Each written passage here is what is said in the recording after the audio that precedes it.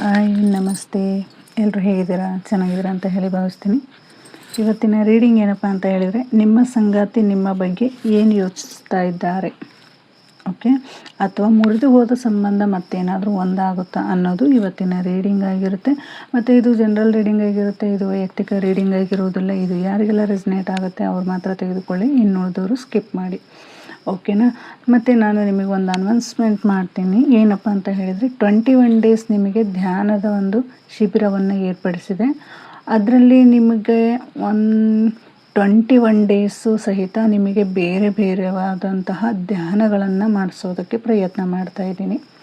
ಯಾವ ರೀತಿ ಅಂತ ಹೇಳಿದರೆ, ಹಳೆ ರಿಲೇಷನ್ಶಿಪ್ಪಿಂದ ಏನಾದರೂ ಸಮಸ್ಯೆ ಅನುಭವಿಸ್ತಾ ಇದ್ದರೆ ಅದು ಸಹಿತ ಕ್ಲಿಯರ್ ಆಗುವಂಥದ್ದು. ಅಲ್ಲಿ ಕಾರ್ಡ್ ಕಟ್ಟಿಂಗ್ ಮಾಡಿಸ್ತೀನಿ, ಮತ್ತು ಫರ್ಗಿವ್ನೆಸ್ ಇರುತ್ತೆ, ಮತ್ತು ಸಿಂಪಲ್ ಮೆಡಿಟೇಷನ್ ಇರುತ್ತೆ, ಮತ್ತು ಫೈನಾನ್ಷಿಯಲಿ ಏನಾದರೂ ಸ್ಟ್ರಗಲ್ ಪಡ್ತಾಯಿದ್ರಿ ಅಂದರೆ ಅದಕ್ಕೂ ಸಹಿತ ನಿಮಗೆ ಒಂದು ಒಳ್ಳೆ ಹೀಲಿಂಗ್ ಆಗುತ್ತೆ ಅಂತ ಹೇಳ್ಬೋದು. 21 ಡೇಸ್ ನಿಮ್ಮ ಬಾಡಿ ಹೀಲ್ ಆಗುತ್ತೆ, ಮತ್ತು ನಿಮ್ಮ ಹಳೆ ಕರ್ಮಗಳನ್ನು ಸಹಿತ ಹೀಲ್ ಮಾಡೋ ಪ್ರಯತ್ನದಲ್ಲಿ ಈ 21 ಡೇಸ್ ಮತ್ತು ಫ್ರೀ ಮೆಡಿಟೇಷನ್ ಕ್ಲಾಸ್ ಅಂದರೆ ಈ 21 ಡೇಸಲ್ಲಿ ನಿಮ್ಮ ಜೀವನದಲ್ಲಿ ಒಂದು ಹೊಸ ಬದಲಾವಣೆಯನ್ನು ತಂದ್ಕೋತೀರ. ಮತ್ತು ಈ ಕಾರಣ ಏನಕ್ಕೆ, ಮತ್ತು ನಮ್ಮ ಲೈಫಲ್ಲಿ ಏನೋ ಒಂದು ಸಮಸ್ಯೆಗಳನ್ನು ಅನುಭವಿಸ್ತೀವಿ, ಆ ಸಮಸ್ಯೆಗಳು ಯಾಕೆ ಈ ಥರ ಆಗ್ತಾ ಇದೆ ಅನ್ನೋದಕ್ಕೂ ಸಹಿತ ನಿಮಗೆ ಒಂದು ಕ್ಲಾರಿಟಿನೂ ಸಹಿತ ಬರುತ್ತೆ ಅಂತ ಹೇಳ್ಬೋದು. ಇಲ್ಲಿ ಸಂಬಂಧಗಳ ಬಗ್ಗೆ ಆಗಿರ್ಬೋದು, ಫೈನಾನ್ಷಿಯಲ್ ಆಗಿರ್ಬೋದು, ಹೆಲ್ತ್ ವಿಚಾರದಲ್ಲಾಗಿರ್ಬೋದು, ಈ 21 ಡೇಸಲ್ಲಿ ನಿಮ್ಮ ಬಾಡಿನೂ ಸಹಿತ ಅಷ್ಟೇ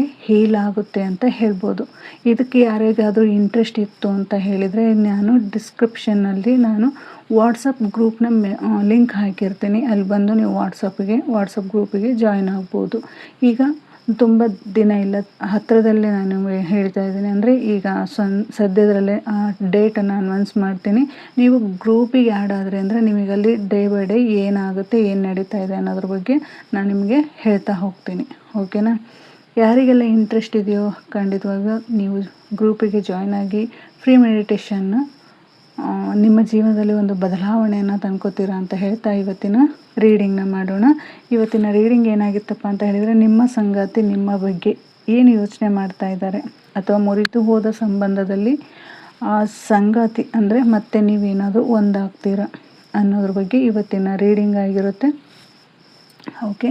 ನಿಮ್ಮ ಮನಸ್ಸಲ್ಲಿ ಒಂದು ಸಾರಿ ನಿಮ್ಮ ಪಾರ್ಟ್ನರ್ ಯಾರಿದ್ದಾರೆ ಅವ್ರ ಹೆಸರನ್ನು ಒಂದು ಸಾರಿ ನಿಮ್ಮ ಮನಸ್ಸಲ್ಲಿ ಹೇಳ್ಕೊಳ್ಳಿ. ನೆನ್ಪು ಮಾಡಿಕೊಂಡು ಅವರು ನಿಮ್ಮ ಜೀವನದಿಂದ ಮುಂದೆ ಹೋಗ್ತಾರಾ, ನಿಮ್ಮನ್ನು ಬಿಟ್ಟು ಹೋಗ್ತಾರಾ, ಅಥವಾ ಮತ್ತೆ ನಿಮ್ಮ ಲೈಫಿಗೆ ಬರ್ತಾರಾ ಅನ್ನೋದ್ರ ಬಗ್ಗೆ ಒಂದು ಕ್ಲಾರಿಟಿ ಕೊಡ್ತಾ ಹೋಗ್ತೀನಿ, okay.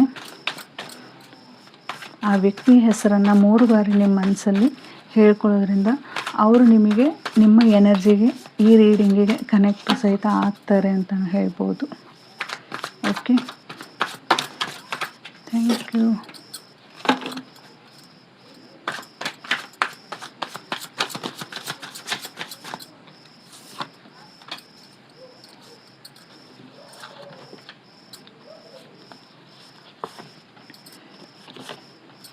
Thank you so much.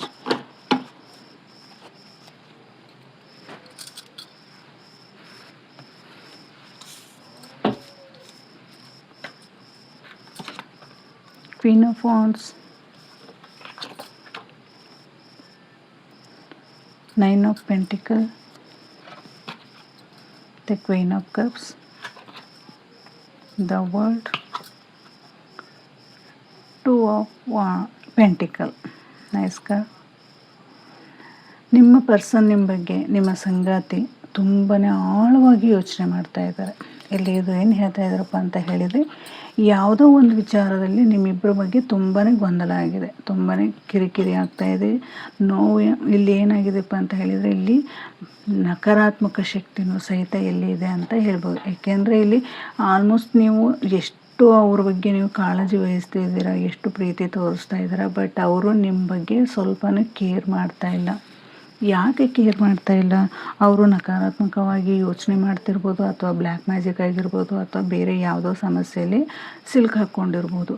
ಏನೇ ಒಂದು ನೀವು ಅವ್ರ ಜೊತೆ ಮಾತಾಡ್ತೀನಿ ಅಂತ ಹೇಳಿದ್ರು ನಿಮ್ಮ ಜೊತೆ ನೇರವಾಗಿ ಮಾತಾಡ್ತಾರೋ ಹೊರತು, ಬಟ್ ಅಲ್ಲಿ ನಿಮಗೆ ನಿಮ್ಮ ಮನಸ್ಸಿಗೆ ನೋವು ಆಗೋ ರೀತಿನೇ ಮಾತಾಡ್ತಾರೆ. ಬಟ್ ಆ ವ್ಯಕ್ತಿಗೆ ಅದು ಗೊತ್ತಾಗ್ತಾ ಇದೆ, ನಿಮಗೆ ಮಾತಾಡ್ತಾ ಇರೋದು ನೋವಾಗ್ತಾ ಇದೆ ಅನ್ನೋದು ಗೊತ್ತಾಗ್ತಾ ಇದೆ. ಅವ್ರ ಮನಸ್ಸಿನ ಆಳವಾಗಿ ಅವರೇ ಪಶ್ಚಾತ್ತಾಪನೂ ಪಡ್ತಾರೆ.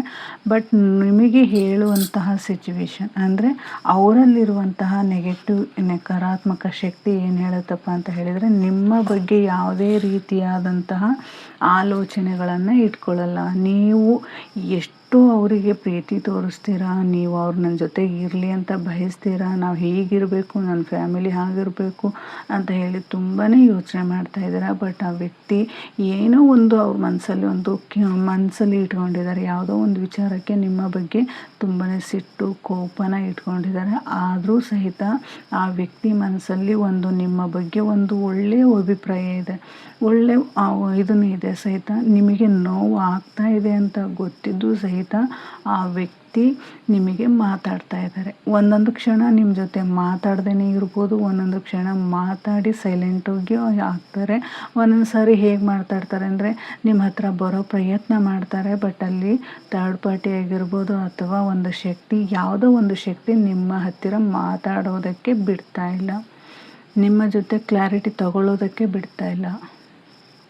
ನೀವಿಬ್ಬರು ಒಂದಾಗ್ತೀರಾ ಅನ್ನೋದಕ್ಕೆ ಮುಂದೆ ಬೇರೆ ಕಾರ್ಡ್ಸ್ ಹೇಳ್ತಿದ್ದೆ. ಬಟ್ ಇಲ್ಲಿ ಆ ವ್ಯಕ್ತಿ ನಿಮ್ಮ ಬಗ್ಗೆ ಯಾವ ರೀತಿ ಫೀಲಿಂಗ್ಸ್ ಇಟ್ಕೊಂಡಿದ್ದಾರೆ ಅಂತ ಹೇಳಿದರೆ, ನಿಮ್ಮ ಬಗ್ಗೆ ಒಳ್ಳೆಯ ಅಭಿಪ್ರಾಯ ಇದೆ, ನಿಮ್ಮ ಬಗ್ಗೆ ಒಂದು ಪಶ್ಚಾತ್ತಾಪನೂ ಇದೆ, ನಿಮಗೆ ನೋವು ಕೊಡ್ತಾ ಇದ್ದೇನೆ ಅನ್ನೋದು ಗೊತ್ತಿದೆ ಅವರಿಗೆ.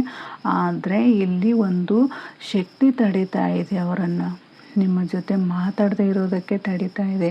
ನಿಮಗೆ ನೋವು ಮಾಡೋದು ಒಂದೇ ಉದ್ದೇಶ ಆಗ್ತಾ ಇದೆ. ಅಲ್ಲಿ ವ್ಯಕ್ತಿಯಾಗಿರ್ಬೋದು ಅಥವಾ ಶಕ್ತಿಯಾಗಿರ್ಬೋದು, ಇವೆರಡರ ಮಧ್ಯೆ ಅವರು ಯಾವ ರೀತಿ ಒಂದು ಗೊಂಬೆಯಾಗಿ ಆಟ ಆಡ್ತಾ ಇದ್ದಾರೆ ಅಂತ ಹೇಳ್ಬೋದು. ಒಂದು ಗೊಂಬೆ ಹೇಗೆ ನಾವು ಕೀ ಕೊಟ್ಟಾಗ ಹೇಗೆ ಅದು ಆಟ ಆಡುತ್ತೆ, ಆ ರೀತಿಯಾಗಿ ಸಹಿತ ಇಲ್ಲಿ ಕೆಲಸ ಮಾಡ್ತಾ ಇದೆ.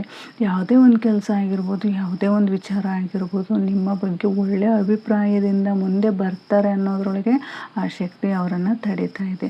ನಿಮ್ಮ ಜೊತೆ ಮಾತಾಡೋ ಪ್ರಯತ್ನ ಮಾಡ್ತಾರೆ. ಬಟ್ ಅವ್ರು ಎದುರೆ ಏನೋ ನಿಮ್ಮ ಹತ್ತಿರ ಮಾತಾಡೋದಕ್ಕೆ ಆಗ್ತಾ ಇಲ್ಲ. ಓಕೆನಾ. ಇಲ್ಲಿ ನಿಮ್ಮ ಬಗ್ಗೆ ತುಂಬಾ ಕಾಳಜಿನೂ ವಹಿಸ್ತಾರೆ. ಆದರೆ ನಿಮ್ಮ ಬಗ್ಗೆ ಎಷ್ಟು ಪ್ರೀತಿ ಇದೆಯೋ ಅಷ್ಟೇ ಸಹಿತ ಅವರಲ್ಲಿ ಒಂದು ಕೋಪ ಅಂತ ಹೇಳ್ಬೋದು. ಯಾವುದೋ ಒಂದು ವಿಚಾರಕ್ಕೆ ತುಂಬಾ ಯೋಚನೆ ಮಾಡ್ತಾ ಇದ್ದಾರೆ, ಗೊಂದಲ ಮಾಡ್ಕೊಂಡಿದ್ದಾರೆ. ಇದು ಸರಿ ಹೋಗುತ್ತಾ, ಸರಿ ಹೋಗೋದಿಲ್ವಾ, ಅವ್ರು ಸರಿ ಹೋಗ್ತಾರಾ ಅಥವಾ ನಾನು ಹೀಗೆ ಮಾಡಲಿ, ಏನು ಈ ರೀತಿಯಾದಂತಹ ಆಲೋಚನೆಗಳನ್ನು ಇಟ್ಕೊಂಡಿದ್ದಾರೆ ಅವರು. ಒಂದು ಕೋಪ ಅಂತ ಹೇಳ್ಬೋದು, ಹಠ ಅಂತ ಹೇಳ್ಬೋದು, ಅಥವಾ ಈಗೋ ಅಂತ ಹೇಳ್ಬೋದು. ಅವರಾಗೆ ಬರಲಿ, ನಾನ್ಯಾಕೆ ಹೋಗಲಿ ಅನ್ನುವಂಥ ಮನಸ್ಥಿತಿನೂ ಇರ್ಬೋದು. ಆದರೆ ಅಲ್ಲಿ ಒಂದು ಶಕ್ತಿ ಅವರನ್ನು ತಡೀತಾ ಇದೆ. ನಿಮ್ಮ ಜೊತೆ ಮಾತಾಡದೇ ಇರೋ ಥರ, ನಿಮ್ಮ ಜೊತೆ ಸೇರದೇ ಇರೋ ಥರ, ನಿಮ್ಮ ಜೊತೆ ಇರೋಕ್ಕಾಗದೇ ಇರೋ ಥರ ಒಂದು ನೆಗೆಟಿವ್ ಅಂತಲೇ ಹೇಳ್ಬೋದು. ಓಕೆನಾ. ಅದು ತಡೀತಾ ಇದೆ ಅಂತ ಹೇಳ್ಬೋದು. ಇಲ್ಲಿ ನಿಮ್ಮ ಸಂಗಾತಿಗೆ ಇನ್ನೂ ಒಂದು ಹೇಳ್ತಾ ಇದ್ದಾರೆ, ಇಲ್ಲಿ ಹಣದ ವಿಚಾರವಾಗಿ ಏನಾದರೂ ನಿಮ್ಮ ಜೊತೆ ಕಿರಿಕಿರಿ ಮಾಡ್ಕೊಂಡಿರ್ಬೋದು, ಅಥವಾ ನಿಮ್ಮ ತಂದೆ ತಾಯಿ ವಿಚಾರದಲ್ಲಿ ಆಗಿರ್ಬೋದು, ಅಥವಾ ನಿಮ್ಮ ಅಕ್ಕ ತಂಗಿಯರ ವಿಚಾರದಲ್ಲಿ ಯಾವುದೋ ಒಂದು ವಿಚಾರದಲ್ಲಿ ಅವರು ತುಂಬಾ ಯೋಚನೆ ಮಾಡ್ತಾ ಇದ್ದಾರೆ.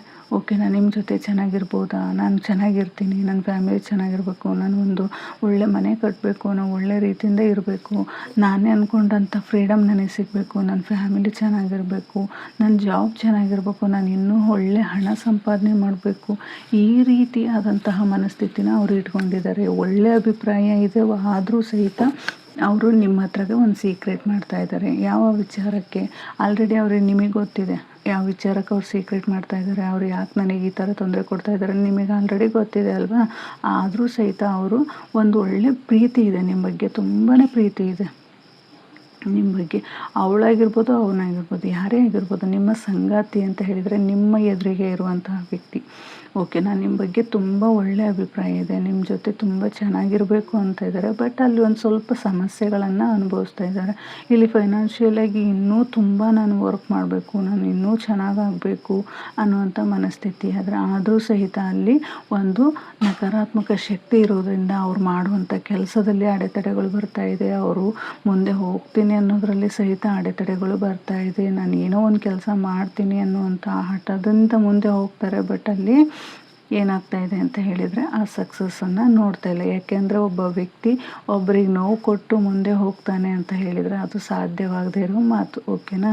ಅವ್ರು ಮುಂದೆ ಹೋಗಬೇಕು ಅಂದರೆ ನಿಮ್ಮನ್ನು ಒಂದು ಪ್ರೀತಿಯಿಂದ ನೋಡ್ಕೋಬೇಕು, ನಿಮ್ಮ ಜೊತೆ ಚೆನ್ನಾಗಿರೋ ಪ್ರಯತ್ನ ಮಾಡಬೇಕು.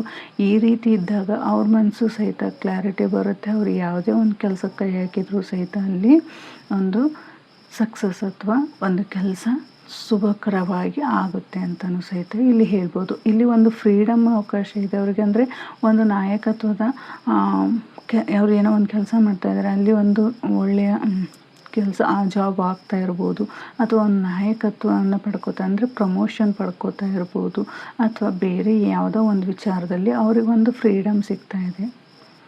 ಓಕೆನಾ?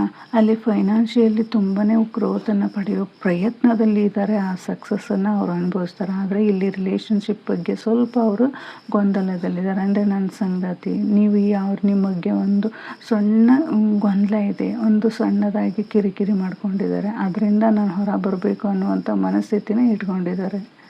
ಓಕೆ, ಇಲ್ಲಿ ಕ್ವೀನ್ ಆಫ್ ಕಪ್ಸ್ ಬಂದಿದೆ. ಕ್ವೀನ್ ಆಫ್ ಕಪ್ಸ್ ಏನು ಹೇಳುತ್ತಪ್ಪ ಅಂತ ಹೇಳಿದರೆ ಒಂದು ಸೀಕ್ರೆಟ್ ಇಟ್ಕೊಂಡಿದ್ದಾರೆ ನಿಮ್ಮ ಬಗ್ಗೆ. ಅವರು ಯಾವುದೋ ಒಂದು ವಿಚಾರದಲ್ಲಿ ಮನಸ್ಸಲ್ಲೇ ತುಂಬಾ ಕಿರಿಕಿರಿ ಮಾಡ್ತಾಯಿದ್ದಾರೆ. ಇಲ್ಲಿ ನಾನು ಹೇಳಿದಾಗೆ ಫೈನಾನ್ಷಿಯಲ್ ವಿಚಾರದಲ್ಲಿ ಎಲ್ಲ ವಿಚಾರದಲ್ಲೂ ಸ್ವಲ್ಪ ಅಡೆತಡೆಗಳನ್ನು ಅನುಭವಿಸ್ತಾ ಇದ್ದಾರೆ. ಯಾಕೆಂದರೆ ಮನಸ್ಸಿಗೆ ನೆಮ್ಮದಿ ಇಲ್ಲ ಅಂದಮೇಲೆ ಯಾವ ಕೆಲಸಕ್ಕೆ ಹೋದರೂ ಸಹಿತ ಅಲ್ಲಿ ಅಡೆತಡೆಗಳೇ ಬರುತ್ತೆ ಅಂತ ಹೇಳ್ಬೋದು.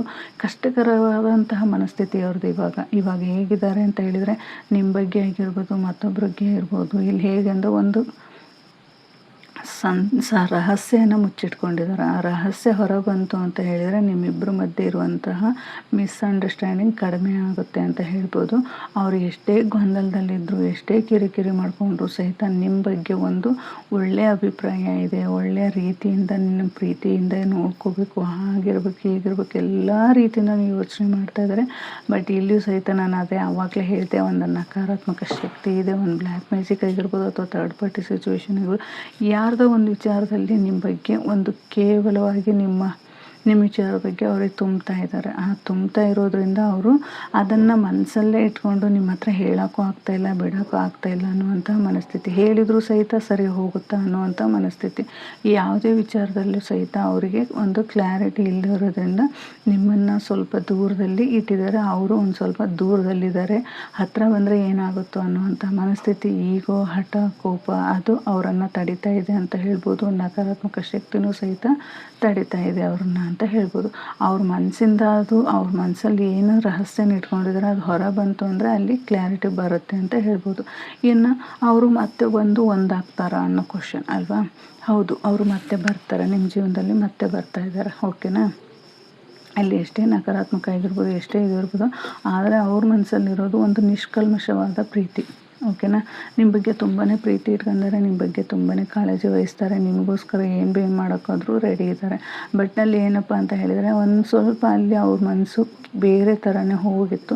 ಅದು ಒಂದು ನಕಾರಾತ್ಮಕ ಶಕ್ತಿಯಿಂದ ಅವರು ಅಥವಾ ಬೇರೆ ಯಾವುದೋ ವ್ಯಕ್ತಿ ಏನೋ ಹೇಳ್ತಾ ಇರೋದ್ರಿಂದ ಅವ್ರು ಏನಾಗಿದ್ರು ಅಂತ ಹೇಳಿದ್ರೆ ಅವ್ರ ಮನಸ್ಸನ್ನು ಹಿಡಿತವನ್ನು ಕಳ್ಕೊಂಡಿದ್ರು. ಓಕೆನಾ? ಅದು ಕ್ಲಾರಿಟಿ ಬರ್ತಾ ಇದೆ ಸದ್ಯದರಲ್ಲಿ. ಆ ಮನಸ್ಥಿತಿ ಕ್ಲಿಯರ್ ಆಗುತ್ತೆ. ಅದು ಕ್ಲಿಯರ್ ಆಯಿತು ಅಂತ ಹೇಳಿದರೆ ಖಂಡಿತವಾಗಿಯೂ ಮತ್ತೆ ನಿಮ್ಮ ಲೈಫಲ್ಲಿ ಅವ್ರು ಬರ್ತಾರೆ. ಒಂದು ಹೊಸ ಮನುಷ್ಯನಾಗಿ ಬರ್ತಾರೆ, ನಿಮ್ಮ ಜೊತೆ ತುಂಬ ಪ್ರೀತಿಯಿಂದ ಇರೋದಕ್ಕೆ ಬರ್ತಾರೆ, ನಿಮಗಾಗಿ ಬರ್ತಾರೆ. ಮತ್ತು ಅವ್ರದ್ದು ಸಹಿತ ಒಂದು ಗುರಿ ಇದೆ. ಆ ಗುರಿ ಸಾಧನೆ ಮಾಡೋದಕ್ಕೋಸ್ಕರ ನಿಮ್ಮ ಬೆಂಬಲವನ್ನು ಪಡಿಬೇಕು ಅಂತ ಹೇಳಿ ಬಯಸ್ತಾ ಇದ್ದಾರೆ.